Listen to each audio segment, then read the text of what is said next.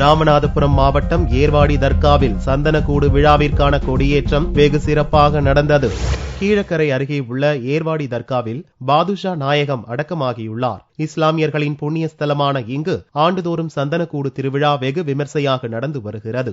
இந்த ஆண்டு திருவிழா வரும் 29ஆம் தேதி நடைபெறுகிறது. இந்த விழாவை முன்னிட்டு செவ்வாய்க்கிழமையன்று மாலை கொடியேற்ற விழா நடந்தது. இளம் பச்சை வண்ண கொடி யானை மீது வைத்து ஊர்வலமாக கொண்டு வரப்பட்டது. பின்னர் சிறப்பு பிரார்த்தனைகளுடன் கொடி கம்பத்தில் கொடியேற்றப்பட்டது.